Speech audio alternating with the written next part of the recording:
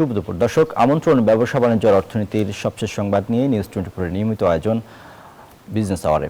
সাথে আছি আমি রিয়াজ সুমন। শনি থেকে বৃহস্পতিবার দুপুর 1টায় প্রচারিত হচ্ছে এই অনুষ্ঠান। আয়োজনে থাকছে দেশ বিদেশের ব্যবসা বাণিজ্যের সবশেষ খবর এবং খবরের বিশ্লেষণ। এছাড়াও থাকবে শেয়ার বাজার এবং মুদ্রা বাজারের আপডেট।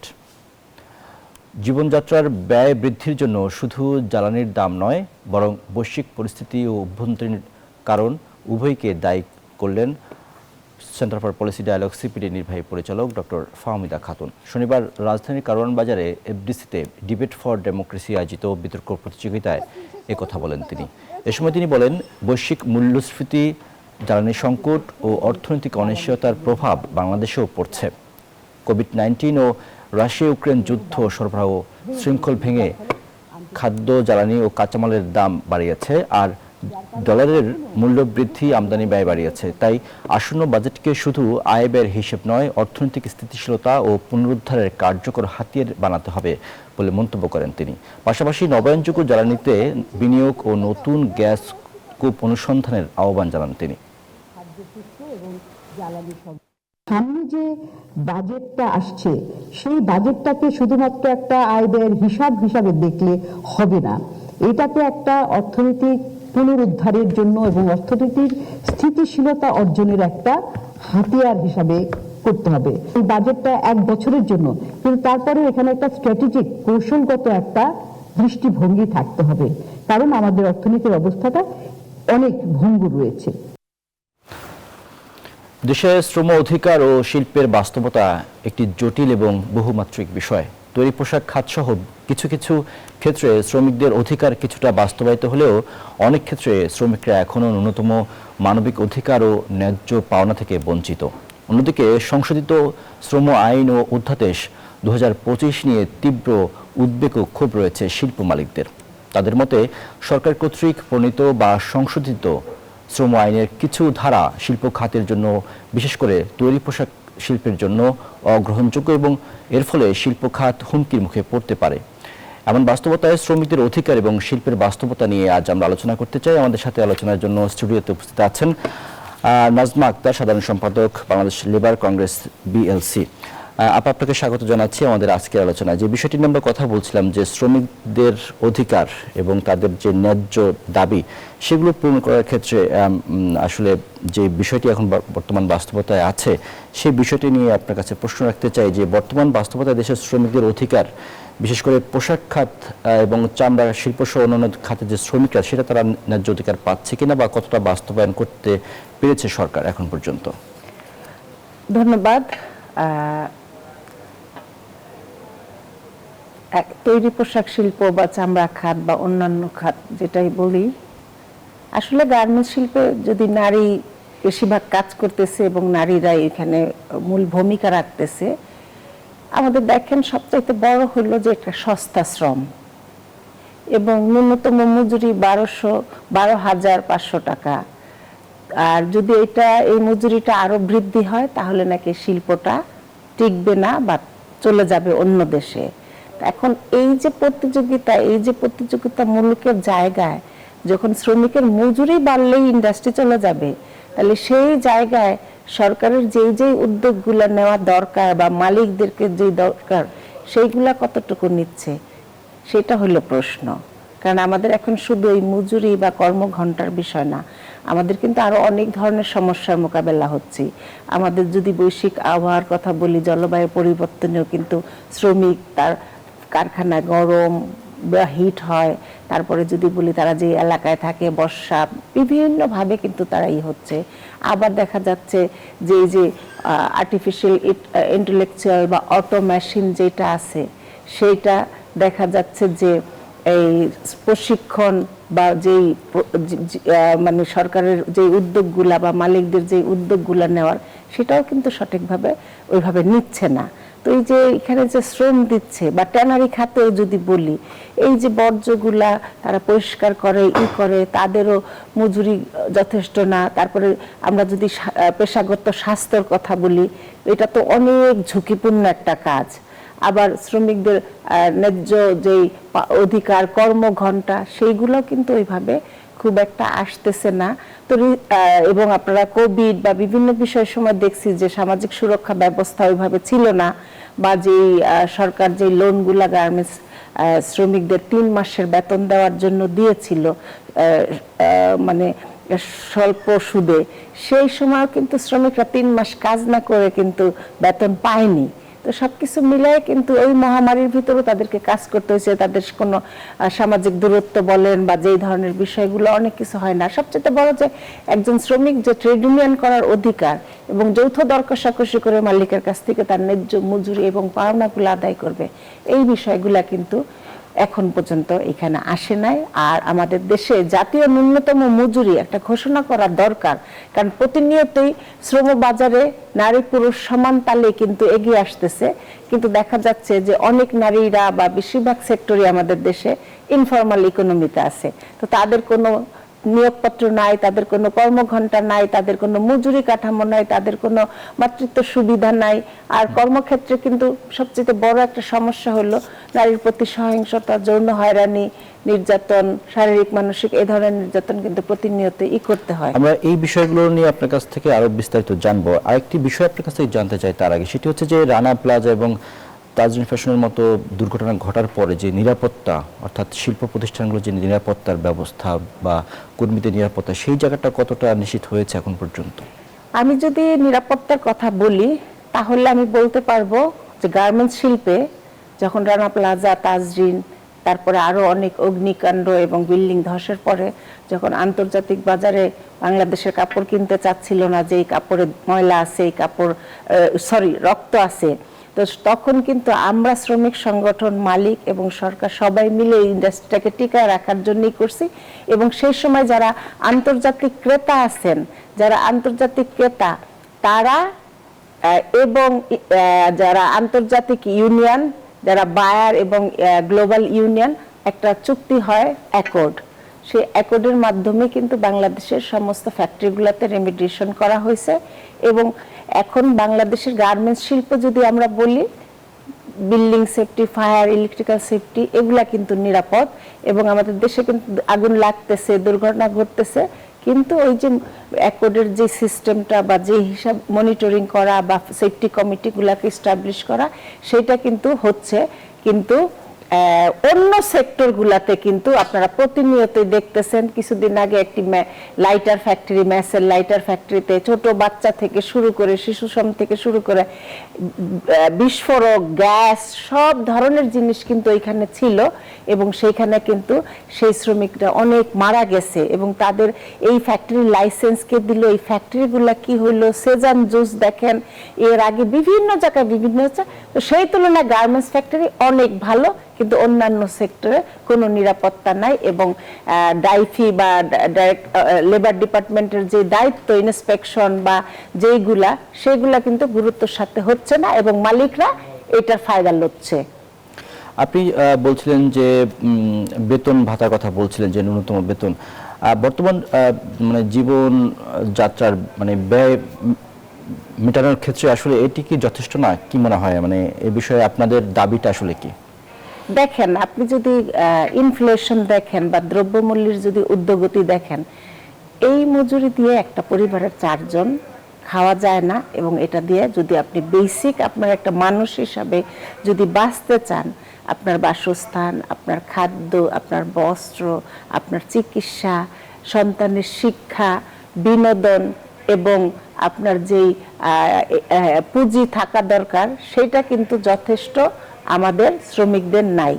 এবং এটা দিয়ে কোনো মতেই চলা যায় না, কারণ একজনের কামাই দিয়ে যখন 4 জনের না হয়, এটা যথেষ্ট না। প্রতিদিনই জিনিসের দাম বাড়তেছে। হিমশিম কি, শ্রমিকরা তো না খেয়েই থাকে, তাদের বাচ্চা কাচ্চা গ্রামে পাঠায় দেয়, রাখার জায়গা নাই, ডে কেয়ার সেন্টার নাই। আমাদের সাথে এই বিষয়গুলো নিয়ে কথা বলার জন্য অনলাইনে যুক্ত হবেন মোহাম্মদ হাতেম, সভাপতি বিকেএমই, তিনি আমাদের সাথে আছেন। আমরা তার কাছ থেকে বিষয়গুলো নিয়ে জানবো যে আসলে আপনি যে কথাগুলো বলছেন, যে আপনাদের ন্যূনতম মজুরি, শ্রমিকদের যে নিরাপত্তা, তারপর আপনি আরো অনেকগুলো বিষয় বলেছেন, এই বিষয়গুলো নিয়ে তার কাছ থেকে আমরা জানবো। আমাদের সাথে তিনি কিছুক্ষণের মধ্যে অনলাইনে যুক্ত হবেন। নিশ্চয়ই হাতেম, আপনি আমাকে কথা শুনতে পাচ্ছেন? আপনার কাছ থেকে জানতে চাই, বাংলাদেশে আসলে প্রতি বছরই মে দিবস আসে, সেই সময় আসলে শ্রমিকদের অধিকার নিয়ে কথা আসে, তাদের নিয়ে আপনারাও কথা বলেন। তো এই বাস্তবতায় আসলে যে বিষয়টা জানতে চাই যে শ্রমিকদের অধিকার নিশ্চিত করার আমরা কতটা নিশ্চিত করতে পেরেছি এখন পর্যন্ত। ধন্যবাদ। আমি এতক্ষণ শুনছিলাম নাজমা যে কথাগুলি বলছিল সেটা আমি শুনছিলাম। ধন্যবাদ নাজমাকে, যে নাজমা বলেছে যে গার্মেন্টস সেক্টরে এখন যে নিরাপত্তার যে বিষয়টা, বিশেষ করে fire safety, building safety, electrical safety, এটা এখন আমরা নিশ্চিত করতে পেরেছি। এটা তারাও জানে, আমরাও জানি। এবং আমরা বিশেষ করে একটা, নিশ্চয় আপনার মনে আছে, রানা প্লাজা ইনসিডেন্টের পরে আমাদের যে ইমেজ ক্রাইসিসটা হয়েছিল, সেখান থেকে বের হয়ে আসার জন্য আমরা খুব ডিটারমাইন ছিলাম। যার ফলে ওই সময় আইএলওতে আমরা যখন গেলাম 2013 সালে সেপ্টেম্বরে, আমরা যখন সাস্টেনেবিলিটি কম্প্যাক্ট বাংলাদেশ সই করি, আমি ওয়ান অফ দ্য সিগনেটারি সেখানে ছিলাম।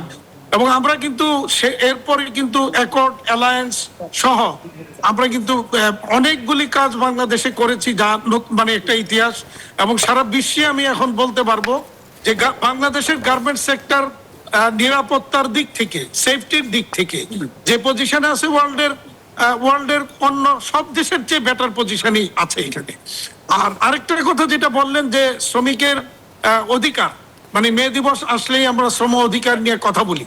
তো আমার একটু বিনীতভাবে আমি জানতে চাই যে বাংলাদেশে শ্রম অধিকারের প্রশ্নে কোথাও কোনো ঘাটতি আছে কিনা। ডেফিনেটলি যদি আমরা সেই ঘাটতি দেখি, আমরা সেই ঘাটতি পূরণ করার জন্য মানে আমরা যার মালিক, শ্রমিক এবং সরকার, তিন পক্ষ, অর্থাৎ শ্রমিক নেতৃবৃন্দ যারা, যেমন এখানে নাজমা আছেন এবং আরো যারা আছেন, সবাইকে নিয়েই কিন্তু আমরা এই কাজগুলি করে থাকি। তো আমার বিশ্বাস যে যদি এরপরও যদি শ্রম অধিকার প্রশ্নে কোনো যদি ঘাটতি থাকে, ডেফিনেটলি আমরা সেটাকে পূরণ করব, আমরা সেটাই করব।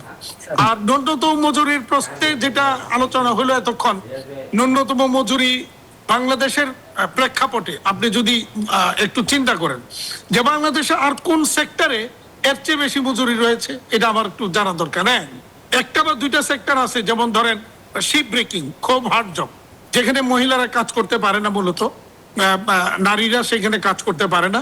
আর দ্বিতীয়ত আপনার রিরোলিং মিলস, অগ্নিকুণ্ডলীর ভিতরে, সেখানেও নারীরা কাজ করতে পারে না। আমার জানা মতে 44টা সেক্টরের মধ্যে শুধুমাত্র এই দুইটা সেক্টরেই এই গার্মেন্টস সেক্টরের চেয়ে বেতনের মানে ন্যূনতম মজুরি যেটা একটু বেশি আছে। আচ্ছা, এখানে কিন্তু আরেকটা কিন্তু একটা ফাঁক আছে। সেই ফাঁকটা হচ্ছে, আমরা যে ন্যূনতম মজুরিটা এখন বলে থাকি যে 12,500 টাকা ন্যূনতম মজুরি, এটা কার জন্য এটাও বুঝতে হবে। অন্য সেক্টরে কিন্তু ওই এই গ্রেডের লোক কিন্তু নাই, যেটা আমাদের সেক্টরে আমরা যেটাকে হেল্পার বলি। ধরেন আপনার রংপুর, দিনাজপুরের সেই প্রত্যন্ত অঞ্চল, গ্রাম থেকে একটা ছেলে বা মেয়েকে এনে আমাদের এখানে কাজে যোগ দিল, যার কোনো শিক্ষা নাই, যার কোনো অভিজ্ঞতা নাই, যার কোনো কাজের কোনো রকমের এক্সপেরিয়েন্স নাই, তাকে এনেই কিন্তু আমরা একদিকে অন জব ডিউটিতে আমরা কাজ শিখাচ্ছি, প্লাস তাকে 12,500 টাকা দিচ্ছি। কিন্তু কোনো মানে শ্রমিক, পূর্ণ শ্রমিক যে মেশিন অপারেটর, সে কিন্তু 12,500 পায় না। সে কিন্তু আপনি দেখবেন প্রত্যেকটা ইন্ডাস্ট্রিতেই 18 থেকে 20,000-এর নিচে কিন্তু কোথায় কেউ নেই। ইভেন আমার সামনে, আমার আশেপাশে দুইজন বড় উদ্যোক্তা আছেন, যার ফ্যাক্টরিতে আমি জানি যে কোনো শ্রমিক 35 থেকে 40-50 হাজার পর্যন্ত মাসে ইনকাম করে, এরকম অনেক আছে। তো এখন আমার প্রশ্ন হচ্ছে যে ন্যূনতম মজুরি গার্মেন্টস সেক্টরে যেটা পাচ্ছে, তো এর চেয়ে যদি বেশি কোনো সেক্টরে যদি থাকে, তাহলে আমার মনে হয় সেই সেক্টরটাকে ডেভেলপ করা উচিত, যাতে আরো বেশি মজুরি পেতে পারে। আপনি আমাদের সাথে থাকবেন, আমরা একটু এই বিষয়ে নাজমা আপার একটু কমেন্ট জানতে চাই। হাতেম ভাই তার জায়গা থেকে তার যুক্তিগুলো উপস্থাপন করেছেন। আপনি কি বলবেন যে আসলে সে বলছে যে পোশাক শিল্পে এখনো সর্বোচ্চ বেতন দেওয়া হচ্ছে? দেখেন, পোশাক শিল্প একটি রপ্তানি খাত এবং এটা কিন্তু ডলারে আয় ব্যয় হয়। তো সেখানকার শ্রমিকদের মজুরি তো আরো প্রত্যাশিত, তো সেটা তো খুব একটা যথেষ্ট না। আর কোন ফ্যাক্টরিতে 50,000 টাকা ওয়ার্কারের মজুরি দেয়, আমি এই প্রথম শুনলাম যদি ওয়ার্কাররা 8 ঘন্টা কাজ করে 50,000 টাকা মজুরি পায়, তাহলে তো আমরা সেই ধরনের শিল্পগুলাই থাকুক এবং সেই ধরনের শিল্পই যারা চাচ্ছি। টেকনিক্যাল সাইডে কাজ করে তারা তো টেকনিক্যাল সাইডের বিষয় তো তাদের তো অন্য বিষয়, কিন্তু আমাদের তো কথা হলো শ্রমিকদের বিষয়। কারণ টেকনিক্যালের জায়গায় তো মালিকের পরে অনেক ধরনের পজিশনই থাকে, সেটা তো আমাদের মূল না। যারা কায়িক পরিশ্রম করতেছে, যারা শ্রম দিচ্ছে, যারা প্রোডাক্টিভিটি, কারণ বাংলাদেশের এই যে গার্মেন্টস শিল্প বলেন বা যত এক্সপোর্টের যত জায়গায় বলেন, মেইন জায়গাটা হলো এখানে আমাদের কিন্তু কোনো ব্যাকওয়ার্ড লিঙ্কেজ বা আমাদের কোনো মানে নিজস্ব কোনো স্থায়ী কোনো ইন্ডাস্ট্রি, কাপড় বলেন, বুতাম বলেন, কোনো কিছুই নাই। এখানে কিন্তু কাটিং এবং মেকিং যে সিএম টাইপ আছে। তো সেই শ্রমিকরা 12,500 টাকা দিয়ে একটা মানুষ চলে কিভাবে? জি, এই প্রশ্ন আমরা হাতুম ভাইয়ের কাছে রাখতে চাই। হাতুম ভাই, আপনি নাজমা আপার কথা শুনছিলেন, একই সাথে আপনার সাথে যুক্ত করতে চাই যে অন্তর্বর্তী সরকারের সময় শ্রম আইন সংশোধন হলো, যেটা নিয়ে আপনারা বলছেন যে এটি যদি বাস্তবায়িত হয় বা এটা যদি অব্যাহত থাকে তাহলে এটি শিল্পের জন্য ঝুঁকি তৈরি করতে পারে এবং আপনাদের এই ব্যবসার জন্য এটি আত্মঘাতী হতে পারে। এই দুটি বিষয় একটু যুক্ত করবেন। আচ্ছা, আপনি জানেন যে শ্রম আইনে যখন সংশোধন হয় এটার একটা ডিউ প্রসেস আছে, যেই প্রসেসটার মধ্যে আমরা জড়িত ছিলাম, নাজমাও ছিল জড়িত। আমরা কিন্তু টিসিসি ট্রাইপার্টাইট কনসালটেশন কমিটির মিটিং এ একমত হই 124টা পয়েন্টে অ্যামেন্ডমেন্টের জন্য আমরা কিন্তু প্রস্তাব রেডি করে দিয়েছিলাম। আনফরচুনেটলি সেখান থেকে কিছু কিছু জায়গায়, খুব বেশি না, হয়তো 7-8টা জায়গার মধ্যে পরবর্তীতে যখন ক্যাবিনেটে পাস হয়, সে আমাদের ত্রিপক্ষীয় সিদ্ধান্তকে উপেক্ষা করে বহিরাগত বা আন্তর্জাতিক পর্যায়ে কারো, এটা যদিও ওনারা অফিসিয়ালি বলেন না, বাট আইএলও বলি বা অন্য কারো চাপে পড়ে তারা কিছু কিছু জায়গায় পরিবর্তন করেছেন বলে আমরা শুনেছি। এবং পরিবর্তনগুলি হয়েছে, হওয়ার পরে আমি কিন্তু এগুলি নিয়ে তৎকালীন উপদেষ্টা মহোদয়, শ্রম মন্ত্রণালয় সহ সবার সাথেই কথা বলেছি এবং তারাও স্বীকার করেছেন। তারা বলেছিলেন যে হ্যাঁ, এগুলি সমস্যা আছে, আমরা বিধিমালায় গিয়ে ঠিক করে দিব। কিন্তু প্রশ্নটা হচ্ছে যে আইনে এবং বিধিমালায় যদি কোথাও কোনো কনফ্লিক্ট হয়, তাইলে কখনো কিন্তু ইয়েতে গিয়ে আপনার বিধিমালাটা এস্টাবলিশড হয় না, তখন আইনটা এস্টাবলিশড হয়। যার কারণে ওই জায়গাটার যে খুঁতটা রয়েছে, এতে সম অসন্তোষ তৈরি হওয়ার জন্য যথেষ্ট কারণ সেখানে আছে। এবং আমি মনে করি আন্তর্জাতিক হোক আর যেইভাবেই হোক, যারা এটা করেছেন সূক্ষ্মভাবে এই সেক্টরকে ধ্বংস করার জন্য, পাট খাতের মতো এই পোশাক শিল্পকে বিলুপ্ত করার জন্য, তারা আন্তর্জাতিক চক্রান্তের অংশ হিসাবেই এই জায়গার মধ্যে এই ধরনের সূক্ষ্ম কিছু সমস্যা তৈরি করে দিয়েছেন। যেমন আমি যদি বলি, আপনি দেখেন 27 ধারার একটা সংশোধনের কথা আমি উল্লেখ করি এখানে। ওখানে বলেছেন যে নিরবিচ্ছিন্ন ভাবে যদি কোনো শ্রমিক কোনো মালিকের অধীনে 3 বছর কাজ করে, তাহলে সে 7 দিন করে পাবে, অর্থাৎ সে যদি রিজাইন দেয় তাহলে 7 দিন করে পাবে প্রতি বছর জন্য। আবার পরের লাইনেই গিয়ে বলতেছে যে 3 বছর থেকে 10 বছর পর্যন্ত 10 বছর পর্যন্ত পাবে 15 দিন করে। তাহলে কোনটা সঠিক, 7 দিন না 15 দিন? এই যে বিভ্রান্তি, এই বিভ্রান্তিটাই দেখা যাবে আলটিমেটলি মালিক শ্রমিকের মধ্যে একটা অসন্তোষ তৈরি হয়েছে এবং সেখানে উৎপাদন ব্যাহত হবে, ইন্ডাস্ট্রি ধ্বংস হবে। দ্বিতীয়ত, আপনি দেখেন শ্রমিকের সংখ্যার মধ্যে একটা আমরা যেখানে স্পষ্ট করে দিলাম যে কারা কারা শ্রমিক, সেখানে কি আবার ওই শ্রমিকের সংখ্যার 2-65-তে ওখানে কর্মকর্তা এবং কর্মচারীদের শব্দ দুইটা ঢুকিয়ে দিয়ে ওখানে একটা বিভ্রান্তি তৈরি করা হয়েছিল, যেটা যদিও পরবর্তীতে এটা সংসদে পাস হওয়ার সময় সেই জায়গাটা আবার ক্লিয়ার করা হয়েছে, অর্থাৎ কর্মকর্তা কর্মচারীদের নামটা বাদ দেওয়া হয়েছে। তো এই ধরনের কিছু, এবং আমি একটা পর্যায়ে আমাদের মাননীয় উপদেষ্টা মহোদয়কে এই কথাও বলতে বাধ্য হয়েছিলাম যে মাননীয় উপদেষ্টা মহোদয়, পাট শিল্প তো বাংলাদেশের শেষ হয়ে গেছে, আর পোশাক শিল্পের ধ্বংসের শুরুটা আপনি করে দিয়ে গেলেন, এটা আমাদের জন্য একটা দুর্ভাগ্যজনক। তো যাই হোক, এটা নিয়ে আন্তর্জাতিক পর্যায় থেকেও আমাদের বায়ার, ব্র্যান্ড এবং অনেকেই, বিশেষ করে আপনি জানেন কিহাকসান বাংলাদেশের একজন বড় উদ্যোক্তা এবং সারা বিশ্বেই তার বিভিন্ন দেশে রয়েছে। কিহাকসান নিজে ওই সময় 3 বার বাংলাদেশে এসে বলে গেছেন যে এইগুলি যদি থাকে তাহলে বাংলাদেশে ওনার থাকবে না এবং কোনো উদ্যোক্তা বাংলাদেশে আসবে না।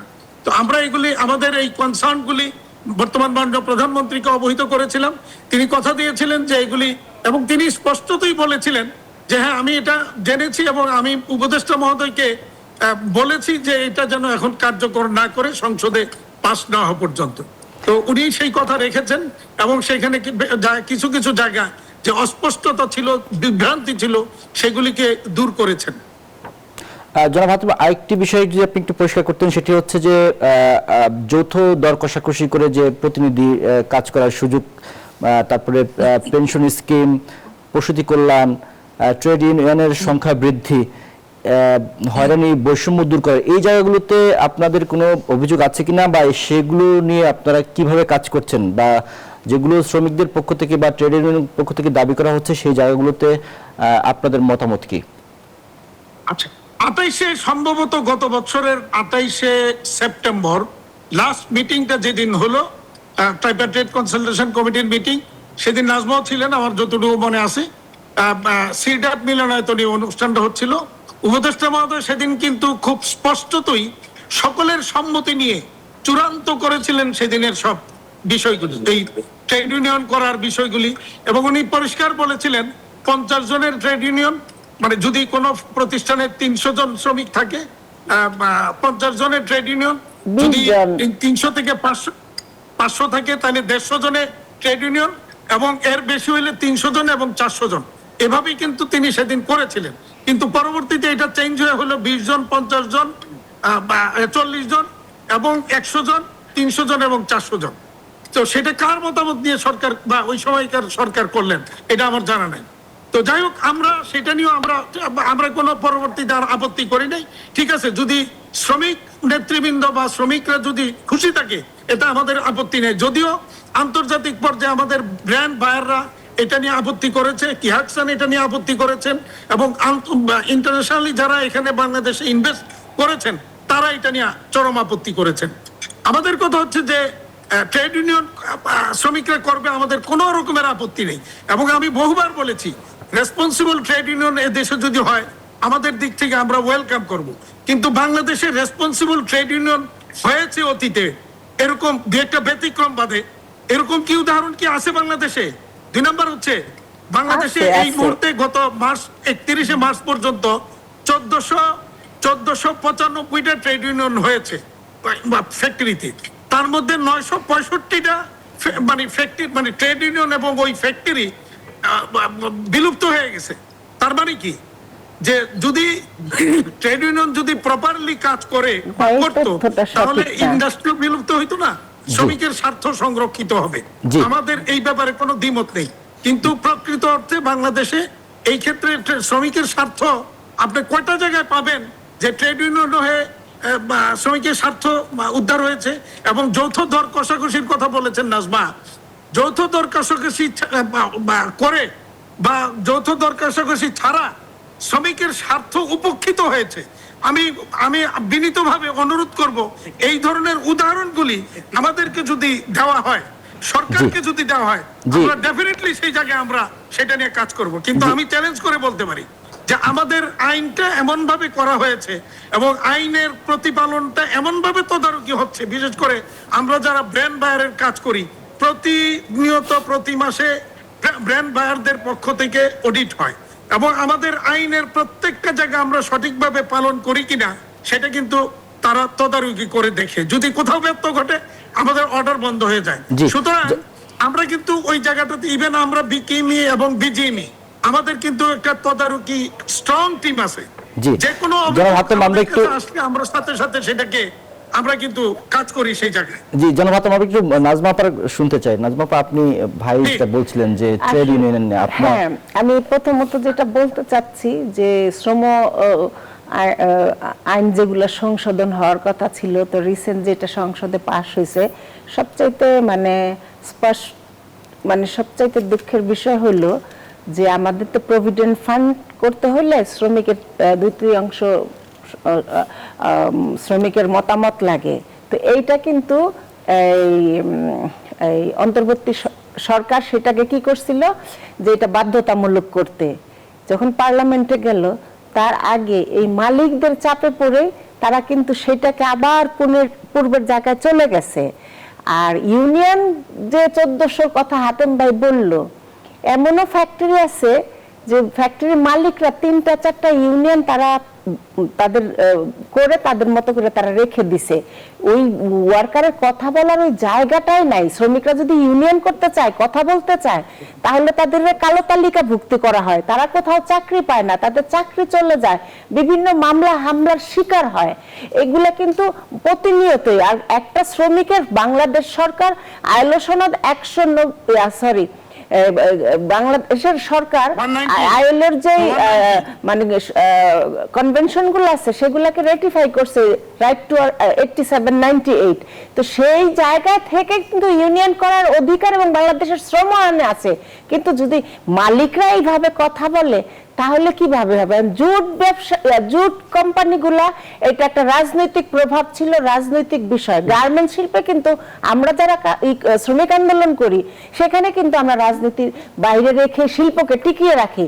আমরা যদি বলি এই যে অন্তর্বর্তী সরকারের একটা মানে যে কাজটা করে গেছে জাতির কাছে তারা কলঙ্ক করে গেছে, জ্বালানি যে আমাদের খনিজগুলা শেভরন এবং যে তারপরে আমরা তাল্লু যে 2টা মাল্টিন্যাশনাল কোম্পানি এখানে কাজ করতে আসছে, শ্রমিকদের লভ্যাংশ এবং শ্রমিকদের সুবিধা পর্যন্ত কমাই দিছে এইখানে এই ইয়ারা, যেটা জাতির কাছে কলঙ্কের মতো কতগুলা কাজও হচ্ছে। এখানে শুধু যে ওনারা বলতেছে আজকে আমরা যৌন হয়রানি নির্যাতন এই যে কথাগুলো বলতেছি প্রতিনিয়ত এই কারখানাগুলোতে হচ্ছে, কয়টাকে পুলিশের দিছে মালিকরা, কয়জন কি করছে? আর আমার একটা শ্রমিক যদি অপরাধ করে সাথে সাথে তাকে কালো তালিকা করা হচ্ছে, মামলা করতেছে, শ্রমিকদের প্রতিনিয়ত অর্থনৈতিক সুবিধাগুলোকে কাটাচ্ছে। আজকে শ্রমিক যথাযথ এই ক্ষতিপূরণ নাই বলে মারা গেলেও কোনো সুবিধা পাচ্ছে না। আজকে বিদেশি কোম্পানিগুলো এখানে এসে শ্রমিকের সুবিধা কাটেল করতেছে, কই এটা নিয়ে তো কারো দেখতেছি না। তাহলে এই যে কাজগুলো হচ্ছে এগুলো তো হয় না। শ্রমিকের মৌলিক অধিকারের প্রতি সম্মান দিতে হবে। আমরা এই বিষয়গুলো নিয়ে হাতেম ভাইয়ের কাছ থেকে আরো কিছু কথা শুনবো, সময় একটি বিরতির বিরতি থেকে এসে আমি নাজমার সাথে একমত যে কোথাও যদি কোনো যৌন হয়রানি বা এই ধরনের বৈষম্য বা কোনো কিছু হয় এই ব্যাপারে কঠোর যে কোনো পদক্ষেপ নিতে আমাদের বিন্দুমাত্র আপত্তি নেই। আমরা চাই এইগুলিকে প্রতিহত করতে। দ্বিতীয়ত হচ্ছে যে নাজমা যে কথাটা বললেন যে ওই ইয়েটা তত্ত্বাবধায়ক সরকার মানে ইন্টারিম গভর্নমেন্ট যেগুলি করেছে কলঙ্ক হয়ে থাকবে। হ্যাঁ, কিছু কিছু জায়গায় যদি এরকম কোনোটা থাকে, এই যে শ্রম আইন সংশোধন হয়েছে, আমি বিনীতভাবে জানতে চাই যে কোন জায়গায় তাদের মতে কোন সমস্যাটা রয়েছে। আর আইনের শ্রম আইনের এই যে অ্যামেন্ডমেন্ট এটা কিন্তু একটা মানে কন্টিনিউয়াস প্রসেস। আজকে যেটা মনে করেন যদি দেখা গেল যে কোনোটা হয় নাই, আগামী দিনে আবার সেটা হতে পারে। তো আমি নাজমাকে অনুরোধ করব কোন কোন জায়গায় তাদের, আমার জানা মতে কোথাও তাদের আপত্তি থাকার কথা না। আর যেটা নাজমা বললো যে ওই ইয়ের ব্যাপারে, প্রভিডেন্ট ফান্ডের ব্যাপারে, দেখেন আগের আইনেও কিন্তু ছিল যে প্রভিডেন্ট ফান্ড করতে হবে, তবে ওই প্রতিষ্ঠানের আগে ছিল 75% শ্রমিক যদি লিখিত আবেদন করে তাহলে প্রভিডেন্ট ফান্ড চালু হবে। সরকার যেটাকে আবার গিয়ে করলেন এবং আমাদের সাথে খুব স্পষ্টত কথা ছিল যে প্রভিডেন্ট ফান্ড বাধ্যতামূলক হবে, তবে এটা আমাদের করতে হবে না। আপনার কথার সাথে একটা বিষয় একটু যুক্ত করতে চাই, সেটি হচ্ছে যে মানে অনেক কারখানার শ্রমিকদের নিয়োগপত্র দেওয়া হয় না, এটাকে কিভাবে আপনারা এনশিওর করতে পারেন? আচ্ছা, কোন ফ্যাক্টরিতে যদি নিয়োগপত্র না দেয় এই ব্যাপারে কঠোর অবস্থান, আমাদের বিন্দুমাত্র ব্যত্যয় ঘটবে না কঠোর অবস্থানের। এবং আমরা এই ধরনের যদি উদাহরণ থাকে আমি অনুরোধ করব আমাদেরকে অবহিত করতে, সেই প্রতিষ্ঠানের মেম্বারশিপ আমরা স্থগিত করে দেব যদি নিয়োগপত্র শ্রমিকের না দেয়। বরঞ্চ নিয়োগপত্র দেওয়াটাই আমি মনে করি শ্রেয় বা ভালো। আর নাজমা আরেকটা কথা বলেছে, কালো তালিকা করতেছে, সেটা কি করবে? হ্যাঁ, আমি বলছি ঢালাও ভাবে কালো তালিকা করতেছে, কারণ বিজিএমই বিকিএমির বায়োমেট্রিক, এটা কি কোনো কথা হইলো যে সাধারণ জনগণের তথ্য থাকবে একটি ব্যক্তি অ্যাসোসিয়েশনের কাছে, এটা সরকারের কাছে থাকবে, এটা পাবলিক থাকবে, সেখানে তারা যারা ভালো লাগতেছে চাকরিতে রাখতেছে, যারা ভালো লাগতেছে তারা চাকরি থেকে তারাই দিচ্ছে। এবং আজকে দেখেন আপনি গাজীপুর, আশুলিয়া, সাভারের দিকে যুব সমাজ চাকরি না পাওয়ার কারণে সেখানে তারা অসামাজিক কাজেও লিপ্ত হচ্ছে। তো এই দেশের অর্থনীতিতে এত ভূমিকা তাদের। কালকে আমরা বিকিএমির একটা প্রোগ্রামে গিয়ে দেখলাম এক মালিকের 300,000 কোটি টাকা একটা এই গার্মেন্টস শিল্প একটা ছোট ফ্যাক্টরি থেকে আজকে হয়ে গেছে, এটা তো রাতারাতি করে হয় নাই। এই শ্রমিকরা সেলাই করে এই করে তো মুনাফা দিছে, তাহলে সেই জায়গায় কোনো ইয়ে নাই, শ্রমিকের সম্মান নাই, খালি কাজ করার জন্য কাজ করলে হলো। আমি একটু শেষ করি। আচ্ছা, আমার কোনটা নিয়ে কথা বলছিলাম জানি একটু, আপনি একটু বায়োমেট্রিকের বিষয়টা ক্লিয়ার করবেন। কোনটা? বায়োমেট্রিক। হ্যাঁ, বায়োমেট্রিক্স ডাটাবেসটা তৈরি করা হয়েছে বিকেম এবং বিজিএমই, আমরা এটা তৈরি করেছি, যেটা সার্ভিস বুক বলা, আগে আমরা সার্ভিস বুক ছিল, এটাকে আমরা ডিজিটালাইজ করেছি। এবং সেখানে আমি চ্যালেঞ্জ দিয়ে বললাম ওইটার মধ্যে কোথাও কোনো কালো তালিকাভুক্ত করার মতো কোন রকমের বিধান নাই, কোন রকম বিধান নাই। তবে আমি স্পষ্টত বলতে চাই যে বাংলাদেশে আমরা কোন শ্রমিককে কখনো কালো তালিকাভুক্ত করি না, করবো না। কিন্তু কিছু সংখ্যক শ্রমিক নামধারী সন্ত্রাসী তাদের ভাষা করে অগ্নিসংযোগ করে, মানে শ্রমিক সন্ত্রাস, আর ওনারা যখন অপরাধ করে তখন তারা ভদ্রলোক। এই যদি হয় ভাষা আর এই যদি হয় কথাবার্তা, তাইলে আসলে আমরা একটা ব্রেকে যেতে চাই। হাতেম ভাই একটা ব্রেকে যেতে চাই, এসে একটু কথা শুনি, একটু ব্রেকে যেতে চাই। একটু শেষ করি, এই ব্রেক থেকে এসে শুনি। আমি বিনীতভাবে আমি একটু জানতে চাইবো যে কোথাও কোন প্রতিষ্ঠানে কোন শ্রমিক তাদের ন্যায্য অধিকার বা ন্যায্য কোন দাবি নিয়ে আন্দোলন করেছে, সেই প্রতিষ্ঠানের সেই শ্রমিককে কালো তালিকাভুক্ত বা কোন রকমের চাকরিচ্যুত করেছে,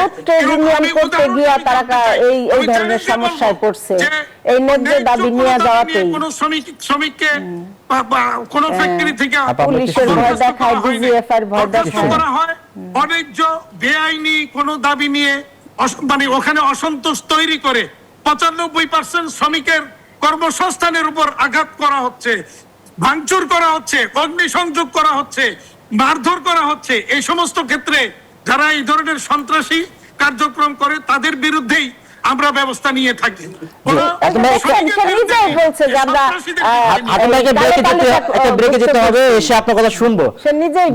সময় হলো একটি বিরতির, ফিরবো কিছুক্ষণের মধ্যেই, আমাদের সাথেই থাকুন। বিরতির পর আবারও আমন্ত্রণ বিজনেস আওয়ারে। দর্শক, আমরা আলোচনা করছিলাম শ্রম অধিকার ও শিল্পের বাস্তবতা। এই বিষয়ে আমাদের সাথে আলোচনা করার জন্য আমাদের সাথে স্টুডিওতে আছেন নাজমা আক্তার, সাধারণ সম্পাদক বাংলাদেশ লেবার কংগ্রেস বিএলসি, এবং অনলাইনে আমাদের সাথে যুক্ত আছেন মোহাম্মদ হাতেম, সভাপতি বিকেএমএ। আপনার কাছে শুরুতে আসতে চাই আপা, একটি বিষয়ে আপনাদের মধ্যে অভিযোগ আছে যে শ্রম আইন থাকলেও সেটি প্রয়োগ হয় না অনেক ক্ষেত্রে, এবং বিরোধ নিষ্পত্তির ক্ষেত্রেও একটা দীর্ঘসূত্রিতা আর অভিযোগ আপনারা করেন। এই বিষয়টা যদি বলেন যে এটি আসলে কেমন? শ্রম আইন আছে, যদি ওইটাকে যথাযথভাবে প্রয়োগ করা হতো তাহলে কিন্তু আজকের এই হাসিম ভাই অনেক বিষয় বলছে এগুলা কিন্তু হতো না। আর বিশেষ করে শ্রম বিরোধ যখন আসে সেটা আইন বা নিয়মের মধ্যে এবং করাটাই উচিত, কিন্তু দেখা যায় তড়িৎ ঘড়িৎ করে মালিকের টাকা নাই, দেওয়া যাবে না, মালিককে ক্ষমা করে দিতে হবে করে কিন্তু শ্রমিকদের এই অনেক জায়গায় দেখা যায় যে টাকা কম দেওয়া হয়, তাদের ক্ষতিপূরণ কম দেওয়া হয়। আবার অনেক ক্ষেত্রে নির্দোষ শ্রমিকরাও অনেক সময় চাকরির চ্যুত হয়ে যাচ্ছে, কারণ ন্যায় বিচার পাচ্ছে না। এবং সবচেয়ে বড় হলো কি যে আমাদের জটিলতার একটা কারণ, আমাদের যে লেবার কোড সিস্টেমটা আছে এটা খুব ধীরগতিক। কারণ যে আমাদের যখন আমরা ডাইফির কথা বলি, ফ্যাক্টরি ইন্সপেকশনের কথা, যথেষ্ট পরিমাণ জনবল না থাকার জন্য তারা ফ্যাক্টরি ইন্সপেকশন করতে পারে না। সেরকম আমাদের দেশে হাইকোর্ট থেকে শুরু করে যতগুলা কোর্ট আছে লেবার কোর্ট সহকারে, সেখানে যথেষ্ট পরিমাণ মানে বিচারপতি বা এগুলা নাই, যার জন্য একটা ডেট যদি এখন পরে আবার 3 মাস 6 মাস এরকম হয়ে যাচ্ছে। তো এই জন্য আমাদের বিকল্প অল্টারনেট ডিসপিউট রেজুলেশনের একটা সিস্টেম অথবা বিকল্প মানে আরবিট্রেশন একটা সিস্টেম হলে যেখানে আমরা অতি তাড়াতাড়ি এই ডিসপিউটগুলো করতে পারি, এই ধরনের একটা প্রস্তাব আমরা, এবং এটা মালিক পক্ষ থেকে দেওয়া হয়েছে, কিন্তু এখন পর্যন্ত সেই ধরনের সুরাহাগুলা হয় নাই। সেটা করা উচিত বলে আমি মনে করি। আর এখানে শ্রমিকদেরকে সন্ত্রাস বলা, শ্রমিকদেরকে যে ভাষা ব্যবহার করা, আমার মনে হয় এইটাই মালিকরা শ্রমিকদেরকে সম্মান এবং মর্যাদা দিতে চায় না, কিন্তু তাদেরকে দিয়ে কিন্তু মুনাফা করে। তাহলে তাদেরকে যদি এইভাবে বলে তাহলে এটা আসলে কেমনে হয়? তো আমরা যেটা বলতে চাচ্ছি, আসলে আমি এত কিছুর মধ্যে যেতে চাচ্ছি না, আমি যেটা বলতে চাচ্ছি, যেহেতু সামনে বাজেট আসতেছে, সেই বাজেটে শ্রমিকদের জন্য এখন যেহেতু বর্তমান সরকার ফ্যামিলি কার্ড বা বিভিন্ন সুযোগ সুবিধার কথা বলতেছে এবং দিচ্ছে, সেই ক্ষেত্রে আমরা চাই যে ফ্যামিলি কার্ড বা যে সুযোগ সুবিধাগুলো আছে সেগুলা সরকার যেন শ্রমিকদের জন্য ফ্যামিলি কার্ডের পাশাপাশি শ্রমিক কার্ড এরকম কিছু হতে পারে। হ্যাঁ, শ্রমিক কার্ড, হ্যাঁ, শ্রমিক কার্ড চাচ্ছি আমরা। ওই ফ্যামিলি কার্ডের মতো শ্রমিক কার্ড চাচ্ছি। রেশনিং ব্যবস্থা যদি চালু করার কথা বহু বছর শুনছি, যেহেতু হয় না, আমরা এখন ফ্যামিলি কার্ড চাচ্ছি। এবং আমরা যেটা সবচাইতে বলবো যে শ্রমিকদের ডরমেটরি করা, তাদের শিক্ষা, বাসস্থান, বিনোদন এবং তারা যেন এবং বিশেষ করে কারিগরি প্রশিক্ষণ, এটা খুব গুরুত্বপূর্ণ। আমাদের বাংলাদেশের শ্রমিক এবং যে শ্রমিকগুলো প্রবাসে যাচ্ছে তারা কিন্তু দক্ষ শ্রমিক না। বিশেষ করে গার্মেন্টস শিল্পের অনেক শ্রমিক জর্ডানে এবং মিডল ইস্টের অনেক দেশে যাচ্ছে। দেখা যাচ্ছে শ্রীলঙ্কা এবং ইন্ডিয়ার শ্রমিকরা বেশি বেতন পাচ্ছে, বেশি দক্ষ তারা, আর বাংলাদেশ থেকে যাচ্ছে শুধু অদক্ষ শ্রমিকরা। তো সেখানে সবাই ওয়েজ আর্নার হচ্ছে, কেউ কিন্তু স্যালারি আর্নার হচ্ছে না, কেউ কিন্তু বেতন পাচ্ছে না।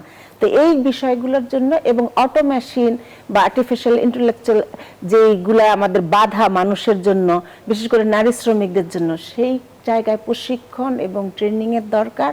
এবং নারী এবং শিশুর সুস্বাস্থ্য এবং কর্মক্ষেত্রে যৌন হয়রানি প্রতিরোধ, এই ধরনের গাইডলাইন্সগুলা এবং বিভিন্ন যেই প্রয়োজনীয় এবং জলবায়ু একটা বড় সমস্যা, সেইটা মোকাবেলার জন্য সরকার যেন শ্রমজীবী মানুষের জন্য বাজেট রাখে।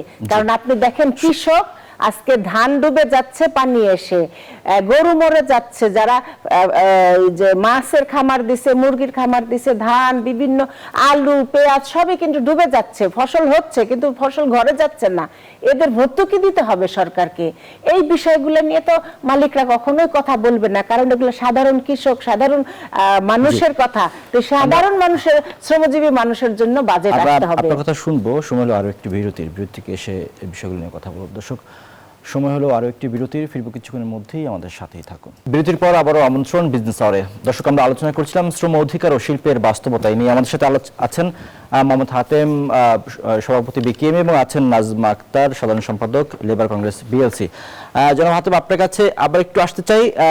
আমাদের দেশে যে 57টি মজুরি বোর্ড আছে, তার যে মজুরি বোর্ড আছে, সেই মজুরি বোর্ডগুলো কি সঠিকভাবে কাজ করছে কিনা, আপনার কাছে কি তথ্য আছে এই বিষয়ে? আমার জানা মতে মজুরি বোর্ড সঠিকভাবে কাজ করে, এবং সেই মজুরি বোর্ডে কিন্তু মালিক পক্ষ, শ্রমিক পক্ষ থেকে শুরু করে সবাই সেখানে থাকে। তো এটা এই পর্যন্ত যতটা মজুরি বোর্ড হয়েছে সেটা করেছে। আর সর্বশেষ যে কথাটা আমি বলতে চাচ্ছি, নাজমা যে কথাটা বলছিলেন যে শ্রমিককে সন্ত্রাসী বলা, আমরা কোন শ্রমিককে সন্ত্রাসী বলি না। আপনিই বলেন বা আমি সাধারণ মানুষের কাছে, জনগণের কাছে এটা বিচারের ভার দিয়ে দিলাম যে যে ছেলে বা যে মেয়েটা কোন একটা প্রতিষ্ঠানে অগ্নিসংযোগ করে, ভাঙচুর করে, কোন বা লোকজনকে মারধর করে, তারা কি শ্রমিক না সন্ত্রাসী, এটা বিচার আপনাদেরই দায়িত্ব। আমরা কখনো কোনো শ্রমিককে বিরুদ্ধে কোনো ব্যবস্থা নেই না। আমরা এই ধরনের সন্ত্রাসী কর্মকাণ্ড যারা করে তাদের বিরুদ্ধে ব্যবস্থা নিয়ে নেই, এবং আইনে যেটা কালো তালিকাভুক্ত করার বিধান মানে ইয়ে করা হয়েছে, কালো তালিকাভুক্ত করা যাবে না শ্রমিককে অন্যায়। আমি একমত, শ্রমিককে কখনো অন্যায় ভাবে আমরা কালো তালিকাভুক্ত করি না। অসংখ্য ধন্যবাদ। আমি মনে করি যারা শ্রমিক নামধারী সন্ত্রাসী তাদেরকে কালো তালিকাভুক্ত করার বিধান শ্রম আইনেই থাকা উচিত। জি, ধন্যবাদ হাতেম ভাই। একটু আপনি যদি এই বিষয়ে বলতেন, হাতেম ভাই, এটা খুব সংক্ষেপে। আজকে সে বলতেছে যে শ্রমিকরা ধ্বংস করে বা অপরাধ করে তাকে তারা কালো তালিকাভুক্ত করা এবং সন্ত্রাসী বলতেছে। আজকে যে রানা প্লাজা ধসে গেল, হাজারো শ্রমিকের জীবন, তাজরিন, বিভিন্ন জায়গায়, সেখানে কয়টা মালিকের বিচার হয়েছে? তারা কি সন্ত্রাস না? তারা তো খুনি। আমরা চাই এই সব অপরাধ কেউ যেন না করে, সবার বিচার হোক। জি, শ্রমিক অসংখ্য হোক আর ধন্যবাদ মালিক আপা হোক। আমাদের আজকের ধন্যবাদ। আলোচনা স্টুডিওতে এসে আমাদেরকে সময় দেওয়ার জন্য। দর্শক, এর সাথে শেষ করতে হচ্ছে আমাদের আজকের বিজনেস আওয়ারের আয়োজন। এতক্ষণ সাথে থাকার জন্য ধন্যবাদ সবাইকে।